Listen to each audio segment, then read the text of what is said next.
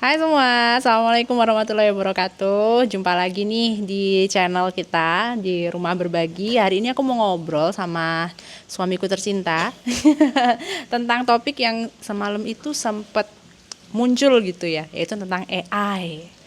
Apa itu AI? Ya, oke. Buat teman-teman yang belum kenal sama aku, kenalin aku Vika. Aku seorang homeschooler dan peaceful parent educator. Dan ini suamiku Zain. Suamiku ini seorang apa profesinya? Gimana Front nyebutnya? end engineer lah. Oke, front end engineer. Anak FE, tapi bukan fakultas ekonomi. Oke. Jokes bapak-bapak banget.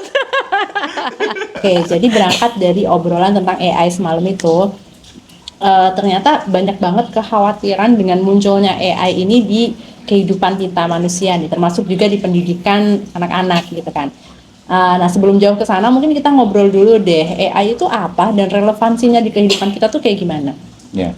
Jadi sebenarnya AI itu kecerdasan apa? Istilah umum untuk kecerdasan buatan ya, artificial intelligence. Kecerdasan buatan ini ya manusia itu berusaha membuat kecerdasan seperti manusia di komputer, tapi meniru bagaimana cara otak bekerja gitu. Sebenarnya bahkan waktu aku TA dulu kan juga udah ada AI-nya lah tipis-tipis lah kan. Iya. Apa Deteksi speech suara, recognition itu ya? gitu kan. Jadi sebenarnya udah lama ada, tapi belakangan ini memang yang large language model yang ChatGPT itu kan gebrakan besar kan, karena udah beneran kayak ngomong langsung gitu sama manusia. Iya sih, aku sering ngobrol sama ChatGPT. Iya. Ya salah satu contoh AI itu ChatGPT. Iya. Itu mungkin AI yang paling common ya. Ya kalau sekarang kita bilang AI, mungkin sekarang orang udah merujuknya bukan yang AI zaman dulu yang masih sebatas pengenalan objek atau apa, tapi sudah di level yang sekarang yang LLM itu yang bisa ngomong kayak manusia biasa aja gitu. Iya sih, di ChatGPT itu emang kalau aku ngobrol sama dia gitu tuh kayak udah kayak ngobrol sama orang aja. Iya. Apalagi kalau pakai mode audionya kan bisa. Aku berasa kayak Iron Man yang punya jersey gitu. Iya. Nah, itu jadi relevansinya dengan kehidupan kita sekarang. Jadi sekarang kita bisa punya komputer yang bisa diajak tektokan lah gitu. Misalnya kita bingung mentok, kalau dalam kasusku mungkin kalau aku belajar mentok, aku bisa tanya AI. Bahkan kadang-kadang bunda juga misalnya ada pertanyaan anak-anak nggak tahu jawabannya apa. Iya, jadi tapi waktu itu nggak pinter-pinter amat sih, nggak tahu kalau sekarang ya, karena lagi udah beberapa hari ini nggak pakai. Cuman jadi dulu tuh kalau misalnya kita belajar matematika terus kita stuck di satu persoalan gitu kan, kalau dulu sebelum kenal ChatGPT itu kan aku langsung teleponnya ke kamu, nanya ke kamu gitu kan, ini gimana gitu. Nah, cuman kan kadang ayah sibuk jadi nunggunya kelamaan. Terus dirimu kasih kita ChatGPT. Di kantor juga kadang kan. Iya, karena dirimu kasih ChatGPT, ya udah kita nanya ke ChatGPT. Iya. Ya waktu itu sih menurutku cukup membantu untuk beberapa area. Cuman yang pas waktu itu matematikanya itu kayak belum pinter-pinter amat gitu. Kalau di model terbaru ini yang ini nggak tahu kalau model terbaru yang O1 itu harusnya sih sudah cukup kuat ya reasoningnya. Cuman memang lebih mahal, lebih lama nunggunya gitu. Tapi memang kalau dirasa kurang jawabannya kurang memuaskan atau kelihatan salah gitu dari yang model yang lebih umum digunakan yang 4O itu kita bisa pilih untuk pakai yang O1 misalnya. Jadi dan itu mungkin lebih lama tapi hasilnya juga lebih memuaskan gitu. Udah ada sekarang? Sudah bisa kalau kita subscribe yang Pro. Cuman kita kan unsubscribe lagi gara-gara kemahalan. Kemahalan. Tapi nah ini perkembangan terbaru yang baru rilis tadi malam ini sepertinya menarik lagi buat kita subscribe nanti kalau udah rilis di Indonesia. Jadi semalam itu kenapa kita ngangkat isu ini karena si bapak ini tiba-tiba cerita, wah AI ini udah banyak kemajuan nih, mereka semakin menarik perkembangannya sampai-sampai apa sih yang kamu bilang semalam itu? Tadi malam kita ngobrol ini ada kan yang kita tahu kan umumnya ChatGPT sekarang kan. Tapi kan sebenarnya banyak kompetitornya kan. Ada yang dari Meta, dari Facebook. Mereka punya bikin yang open.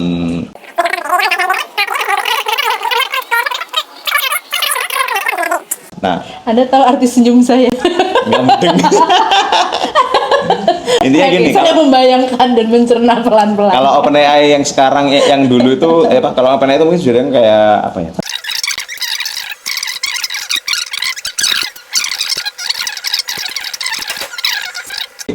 Mereka bikin sebuah model baru yang sama-sama, yang karakteristiknya sama dengan yang dari Facebook itu, cuma lebih murah dan lebih kecil, lebih jago. Makanya, makin kesini makin kecil komputer yang dibutuhkan. Jadi kalau selama ini bahkan kalau yang dari Facebook itu kan butuh komputer yang besar untuk menjalankannya, yang kita nggak punya. Tapi kalau yang ini itu mungkin udah bisa dijalanin di laptopnya anak-anak gitu.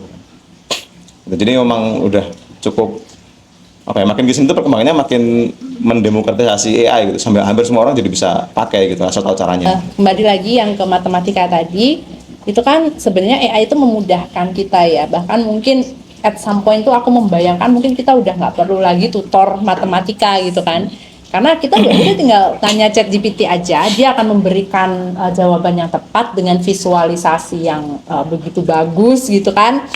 Itu baru soal tutor. Belum lagi kayak misalnya aku, sekarang tuh lebih nyaman ngobrol. Oh ini nih, aku tuh suka ngasah bahasa Inggris bareng sama ChatGPT. Jadi aku ngasah bahasa Inggrisnya tuh udah kan, kalau dulu kan bingung ya nyari native Nyari kan. kamus, iya, Nyari native tuh susah gitu kan. Bener. Nah sekarang nggak perlu native lagi karena udah bisa tektokan dengan begitu cepat gitu loh sama ChatGPT itu gitu kan.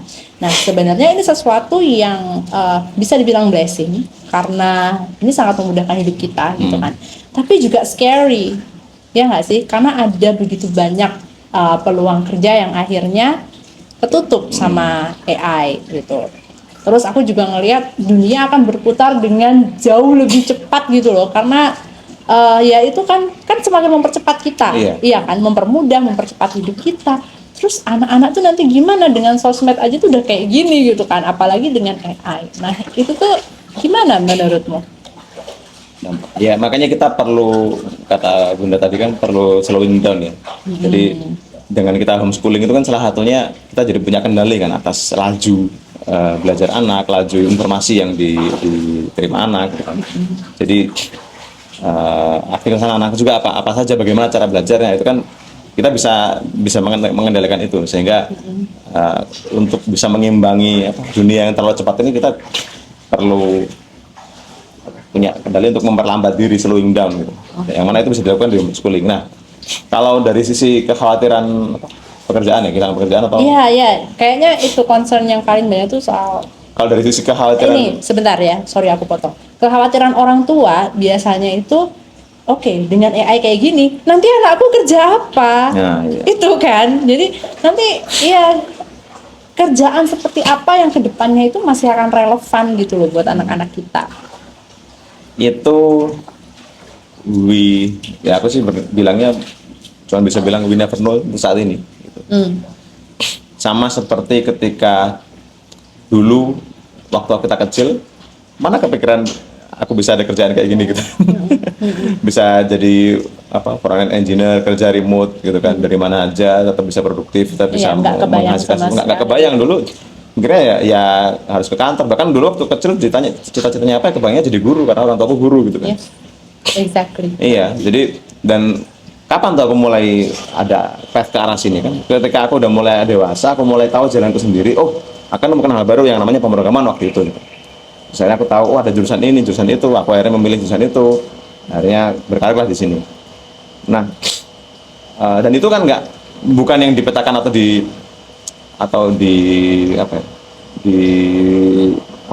paving jalurnya oleh orang tua kan, bukan disiapkan oleh orang tua, ini kamu harus lewat jalan ini ya gitu kan. Tapi kan lebih ke ya udah, orang tua buat kesempatan, dan kasusku ya ngasih aku kesempatan belajar yang seluas-luasnya. Termasuk waktu itu aku di sekolah rintisan internasional gitu, RSBI kan. Itu RSBI itu membantu dalam membiasakan dengan bahasa Inggris. Jadi aku bisa lebih mudah belajar ilmu baru dari buku atau sumber yang tidak harus berbahasa Indonesia gitu.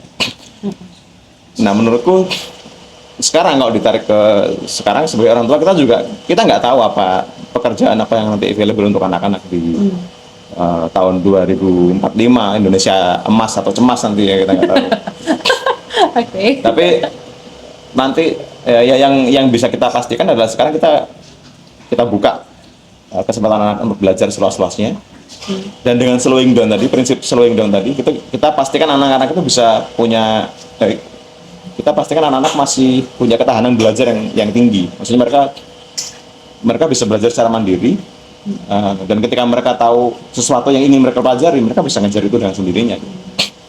Artinya self learning-nya itu yang harus dijaga. Iya, kemampuan belajar mandiri, inner motivation gitu. Karena kita nggak tahu. Jadi kemarin aku sempat lihat juga ada di Twitter, ada yang tanya lah, tentang apa ya, kira-kira jurusan apa ya anak-anak, jurusan apa yang kira-kira tepat untuk anak-anak untuk menghadapi masa depan gitu kan, jurusan kuliah apa gitu kan. Mungkin kita turun tarik dulu ke belakang, apakah benar masih perlu kuliahnya gitu, atau bahkan mungkin kalaupun perlu kuliah, apakah jurusan yang masih yang sudah ada sekarang gitu. Kayak jurusan informatika kan, jurusanku kan adanya juga baru tahun berapa ya? Ya waktu aku lahir udah ada sih jurusannya, tapi waktu itu kan belum begitu terkenal. Ya? Waktu aku lahir, waktu aku kecil, jurusan yang terkenal dari apa orang tua aku taunya ya jurusannya arsitek. Nah, teknik itu pasti arsitek atau apa? Bahkan elektro mungkin nggak begitu terkenal, minyak. Pokoknya jurusan yang udah lebih puluhan tahun lagi, lebih tua lagi dari jurusanku gitu. Nah, sekarang kalau kita mau memprediksi jurusan apa yang akan dimasukkan anak-anak nanti sehingga kita bisa menata jalurnya ke sana, itu menurutku sih masih terlalu dini, karena satu, kita nggak akan pernah tahu apa yang beneran akan mereka hadapi nanti. Sekarang 3 tahun aja ya udah kayak gini majunya. Iya, iya. Yang kedua, kita juga nggak tahu juga kan anak-anak nanti pengennya kemana, karena siapa tahu kita udah nyiapin jalan ke arah sana, udah fokus lurus ke situ, ternyata anak-anak maunya ke yang lain, itu malah kita kecewa karena udah nyiapin jalan nggak dipakai, anak-anak juga kecewa karena malah nggak disiapin jalan ke arah sana gitu. Makanya sekarang sifatnya kita lebih terbuka aja, nggak perlu terlalu fokus harus kemana arahnya gitu kan. Ini kita buka kesempatan belajar luas-luas. Makanya kan sekarang pelajaran anak kan ada ini, lihat bukunya banyak banget. Mata pelajarnya berapa? 12 atau 13. Banyak lah. Sehingga mereka terbuka itu opsinya. Ketika eventually mereka akan mengerucut ke beberapa bidang, mereka sudah punya dasar keilmuannya. Ya emang tugas kita emang expose ilmu seluas-luasnya ke anak. Iya, yang ketiga pastikan ilmu dasarnya kuat gitu. Apa yang dimaksud ilmu dasar itu? Ya kalau misalnya matematika atau mungkin mau ke arah pemrograman dan sebagainya, ke arah tes ke aku gini, berarti kan matematikanya harus kuat misalnya. Kalau misalnya mau ke arah yang misalnya sosial, mungkin pengetahuan sejarah dan komunikasinya lebih kuat gitu kan. Jadi ini hal-hal pelajaran dasar ini memang harus mengakar gitu ke anak-anak, bukan sekedar hafalan, bukan sekedar menghafalkan rumus gitu. Ya, karena pada akhirnya menghafalkan rumus juga habis juga dilibas sama AI. Ya nggak sih, kalau misalnya kita fokusnya cuma di ngapalin rumus, ngapalin perkalian doang, bukan berarti nggak penting sih sebenarnya gitu ya. At some point itu akan guna juga buat tes misalnya. Tapi kalau fokusnya di hal-hal yang superficial kayak gitu kan, toh ada AI yang bisa ngebantu gitu kan. Nah itu, jadi mungkin kuncinya di situ ya, kita ngeliat AI itu sebagai tools gitu. Iya, jadi gitu mungkin kalau sekarang kita menganggapnya ya sebagai perpanjangan tangan kita ya, untuk mempermudah kita dalam melakukan berbagai hal, termasuk belajar sebenarnya. Jadi aku sempat kepikiran juga kemarin, kan aku sempat tanyakan ke Bunda, kira-kira nanti sampai kelas berapa ya Bunda nggak bisa ngajarin anak lagi gitu kan? Kelas berapa ya? Oke. Nah, tapi dengan AI yang semaju ini sih mungkin saat anak-anak SMP, SMA nanti, mungkin peran Bunda sebagai pengajar sudah berkurang karena anak-anak belajarnya itu dari AI. Tapi Bunda masih fokus ke peran pendidikannya, maksudnya mengarahkan kedisiplinannya, terus mungkin apa saja yang perlu dipelajari, tapi bahwa pelajarannya itu apa, setiap subjek pelajarannya itu nggak harus dipahami oleh Bunda langsung gitu. Bisa dibantu, diakses oleh AI. Iya. That makes sense sih. Soal kerjaan anak kita apa itu, dulu tuh sempat rame katanya, kalau di zaman kayak gini yang mungkin pekerjaan-pekerjaan yang bersifat empati gitu ya, itu yang akan lebih relevan gitu kan. Tapi ya juga bisa berempati. Iya, makanya aku tuh pernah kan di kondisi yang pakai AI karena aku butuh curhat ke orang yang non judgmental gitu. Bahkan waktu itu nggak bisa curhat sama kamu kan. Ya, aku juga nggak tahu ilmunya. Iya, dan akhirnya aku curhatnya ke siapa? Ke siapa lagi? Ke apa ya? Ke ChatGPT gitu kan. Dan aku ngerasa kayak dia tuh bisa loh ngasih empati itu. Dan ketika konsultasi ke psikolog beneran, ternyata emang itu salah satu metode terapi coping. yang cukup metode coping yang cukup sehat kan maksudnya. Iya. Karena membantu kita dialog dengan diri kita sendiri gitu. Dan makanya aku kayak, wah, berarti tapi nggak tahu ya apakah bisa menggantikan dokter psikolog sih, mungkin enggak tapi nggak sampai kayak gitu sih mungkin ya. Tapi ya itu tadi, intinya adalah memperlakukan AI itu sebagai tools gitu kan, yang mempermudah hidup kita, mempermudah belajar, mempermudah pekerjaan gitu. Jadi kalau bisa tuh Ya bener sih, bener kata ayah tadi yang kita harus pegang dasarnya. Dan mungkin salah satu yang penting juga selain memahami dasarnya ya harus tahu cara menggunakan AI juga. Gitu. Iya. Walaupun mungkin kita nggak perlu diajari banget ya karena mereka sudah generasi alpha ini sudah digital Kayaknya native mereka, ya. mereka tuh kayak otomatis Secara natural ya kalau pinter. tanya apa langsung tanya AI dulu gitu.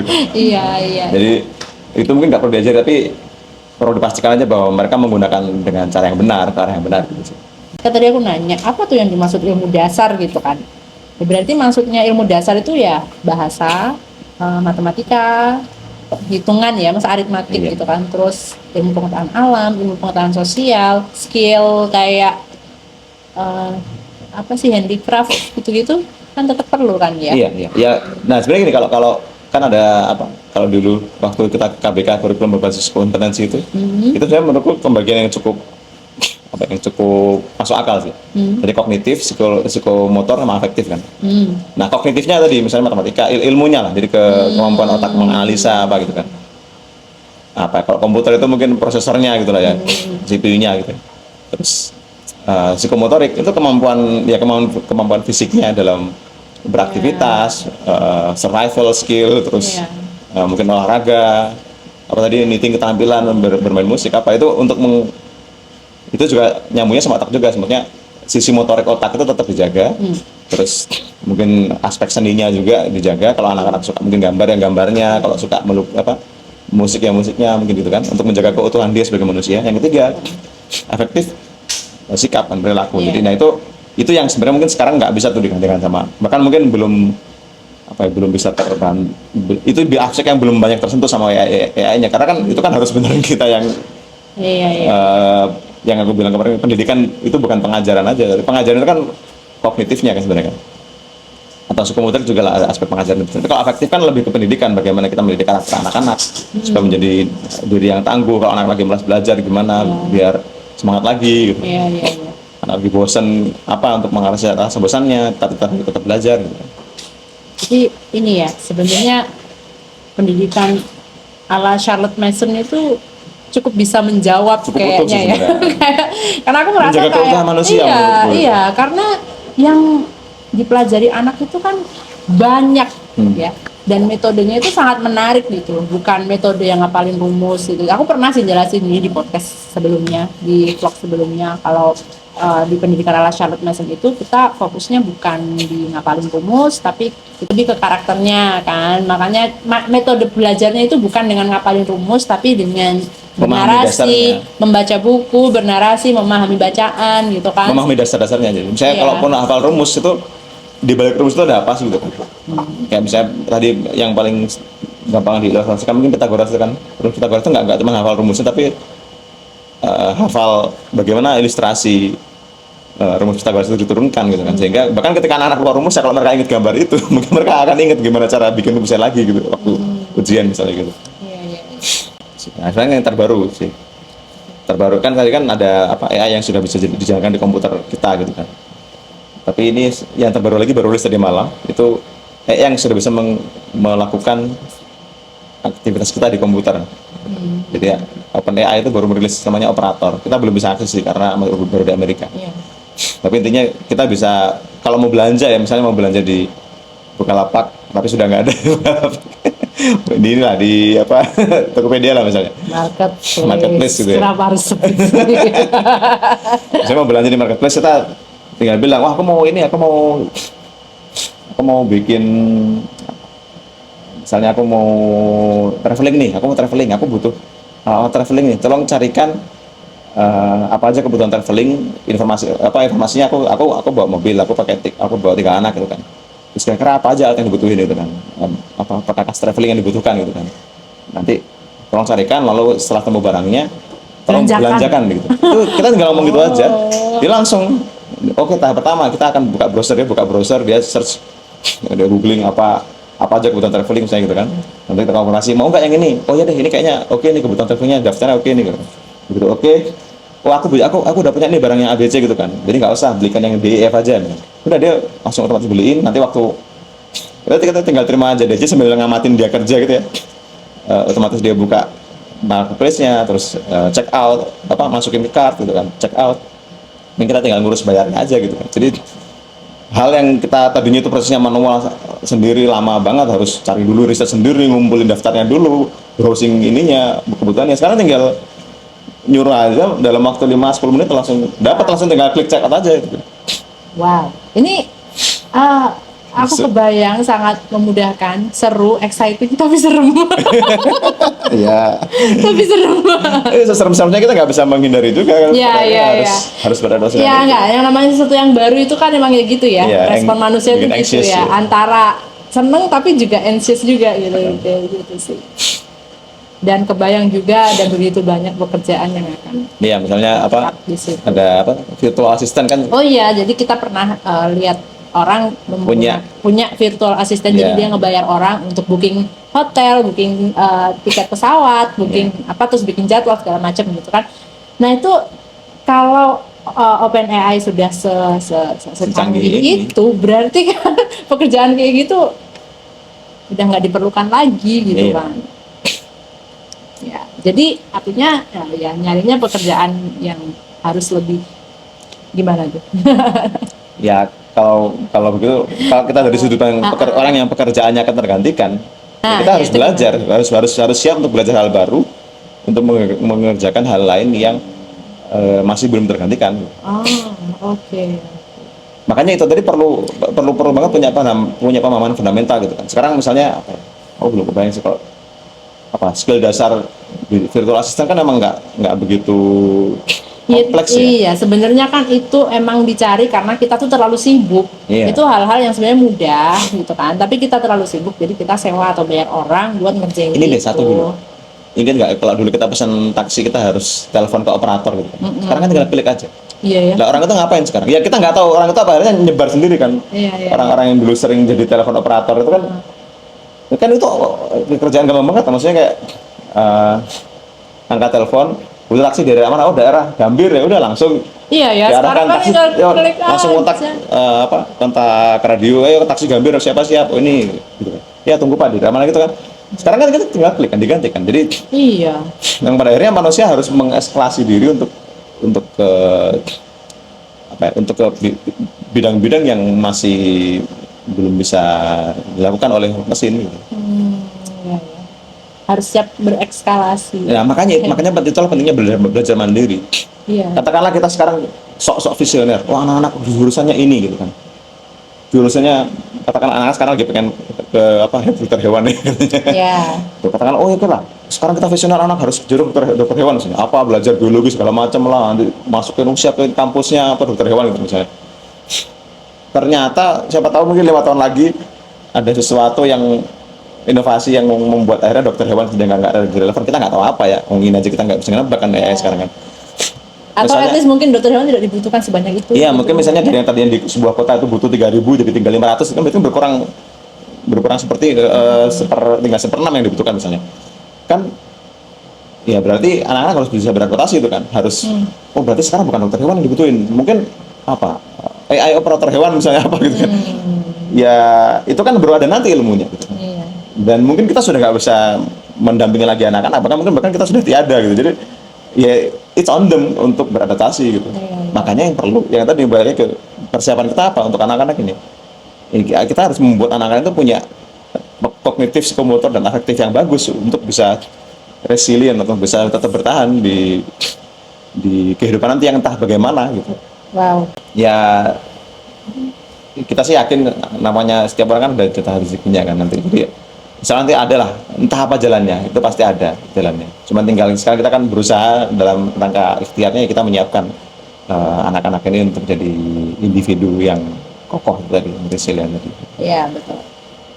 Ya, oke teman-teman. Jadi begitulah opini kita terhadap artificial intelligence yang sekarang itu makin masif, makin maju, makin pinter gitu ya. Yang penting adalah emang akhirnya kembali ke gimana cara kita ngedidik anak-anak kita gitu kan. Pastikan parenting kita atau cara ngedidik kita di rumah itu adalah cara-cara yang mendukung anak kita untuk menjadi pembelajar yang mandiri, terus pribadi yang utuh, mereka berwawasan luas dan ini masih punya fitrah belajar kuat. Oh iya, dan pastikan metode-metode itu juga mendukung anak agar fitrah belajarnya itu Tetap terjaga. terjaga gitu. Jadi kita tuh harusnya apa ya? Seharusnya menjadi manusia pembelajar sampai mati bahkan. Gitu. Iya benar.